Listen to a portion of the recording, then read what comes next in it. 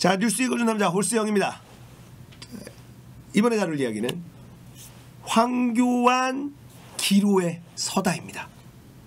자, 황교안 기로에 서다, 이게 무슨 말이냐? 어제 세월호 참사 5주기를 맞이해서 온 국민들이 추모의 시간을 좀 가졌죠. 자, 그러는 와중에 차명진 전 의원의 망발, 정진석 의원의 망언, 이런 걸로 또 자유한국당의 찬물을 확 끼얹습니다. 자, 자유한국당을 새롭게 끌고 가고 있는 황교안 대표 입장에서는 지금 세월호 재조사를 하고 있는 상황에서 박근혜 대통령과 황교안도 수사를 방해한, 원인에 대한 수사를 방해한 인물로 지금 지목이 되고 있어서 또 난처한 상황인데, 동료 의원들 그리고 전 의원들까지 가세를 해서 망언 퍼레이드를 또 펼쳐주니까 여기서 이제 황교안 대표가 어떤 식으로 풀어나갈지가 이제 포인트라고 보고 있는데요. 5.18 망언을 하신 분들도 아직까지 처리를 못하고 있는 상황이죠. 그리고 이 세월호 참사 관련 망언을 한 이 두 의원들도 어떻게 할 수 있을지 잘 모르겠습니다. 자, 분명한 것은 지금 유튜브에서 많은 우파들이라고 불리는 그런 사람들이 정진석의 말이나 차명진의 말이나 잘못된 게 뭐가 있느냐, 여전히 세월호 유가족들 지겹다, 징글징글하다, 여기에 동의하는 사람들 굉장히 많습니다. 자, 집토끼를 잡을 것이냐, 외연 확장을 할 것이냐, 황교안이라는 사람이 어떤 스타일일지 이제 시험대에 올라와 있고, 이건 시간이 어느 정도 흘러가면 결정을 지어야 하는 상황입니다. 흐지부지 넘어가면 집토끼를 끌어안겠다, 이런 스타일이라고 보면 될 것이고, 과감하게 징계를 내린다면 외연 확장으로 앞으로 뚜벅뚜벅 가겠다, 이렇게 보면 될 것 같습니다. 자, 황교안이라는 사람의 스타일은 국무총리 시절에, 법무부 장관 시절에 대정부 질의를 할 때 말이죠, 대답이 똑같습니다. 원칙대로 처리할 것입니다. 절차대로 처리할 것입니다. 그 부분은 이렇게 할 것입니다.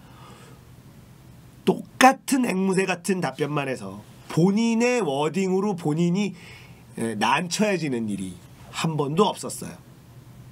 그것 때문에 뭔가 강단 있는 정치인의 이런 기대치를 보여준 적도 없다라는 것은 단점일 수 있겠으나, 굉장히 무리를 두지 않는 언행, 이게 또 보수를 좋아하고 보수라고 일컫는 분들이 좋아하는 스타일이에요. 점잖지 않느냐, 무게가 있지 않느냐, 경박하지 않다, 뭐 이런 스타일들. 교회를 중심으로 한, 개신교를 중심으로 한 어르신들이 특히 좋아하는 스타일이죠, 황교안 스타일. 자, 그러나 황교안이 자유한국당의 대표가 됐고요, 5.18 망언과 세월호 망언을 한 이 국회의원들 때문에 전체적으로 여론이 좋지가 않아요. 물론 집토끼라고 불리는 극우 쪽으로 가 있는 분들한테는 맞는 말 했는데 뭔 징계냐 이러면서 환호를 받고 있지만, 이분들만으로는요 선거를 이길 수가 없습니다. 우리가 유튜브만 보더라도 오른쪽으로 좀 많이 치우쳐져 있는, 그러니까 보수라고 얘기하기에는 많이 더 오른쪽으로 치우쳐져 있는, 그리고 20대들로만 가더라도 굉장히 오른쪽화되어 있고요, 일베 쪽으로 좀 가 있는 그런 사람들이 조회수가 좀 많이 나오고 있죠. 그게 지금 현재 유튜버의 시사 정치의 흐름입니다. 유튜브만 보고 있으면 보수가 훨씬 더 많이 힘을 받을 수 있다라고 보일 수 있겠습니다만, 실제로 선거를 하고 뚜껑을 열면 사실은 그 정도까지는 아니거든요. 그러니까 자유한국당이 지금 다음 총선에서 힘을 받고 더 많은 의석을 확보하기 위해서는 결단을 내려야 되는데요. 그 결단을 내린 용기가 황교안 대표에게 있을 것인가 하는 게 제가 바라보고 있는 지금의 관전 포인트예요. 어떤 결단을 내릴까요? 일단 지금까지의 황교안이란 사람이 걸었던 길을 보면 징계를 매기면서 자기가 총대를 메고 나를 따르라 할 스타일은 아닙니다. 그냥 조용히 흘러가다가 묻히도록 하면서 그냥 흐름을 타고 가는 구렁이 담 넘어가듯이 원칙대로 처리했을 뿐입니다. 이 대답만 반복하는, 그리고 윤리위를 열어서 본인은 빠지고 윤리위에서 징계를 결정하도록 하고 본인은 민주적 절차에 따라서 윤리위가 결정을 했고 그거에 따라서 당규와 당원에 따라서 처리했습니다. 이러고 말 사람이에요. 본인이 책임지고 총대 메고 앞으로 나를 따르라 하는 스타일은 이때까지는 아니었습니다. 그런데 5.18 망언으로도 사실 이걸 어떻게 처리할까 골치가 아픈데 세월호 망언까지 더해지면서 황교안 대표가 굉장히 화가 많이 났다라는 뉴스가 나오고 있어요. 본인은 말을 그렇게 조심하려고 노력을 하고 있는데 왜 동료 의원들이 나를 도와주지 않느냐, 왜 이렇게 언행에 신중하지 못하느냐 이러면서, 황교안이라는 분은 언행에는 굉장히 신중한 분이시죠.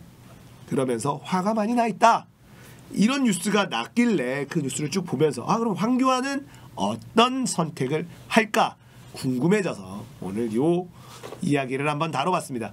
자, 황교안 대표 5.18 망언을 한 의원과 세월호 망언을 한 의원들을 어떻게 처리하고 넘어갈 것이냐, 용단을 내릴 것이냐, 아니면 원래 스타일대로 시간을 끌다가 구렁이 담 넘어가듯이 누군가가 결정하게 만들고 당원 당규에 따라 원리 원칙에 따라 절차에 따라 처리한 것입니다 라고 해서 그냥 본인의 책임은 뒤로 빠지면서 자연스럽게 흘러갈 것인지 지켜보도록 하겠습니다.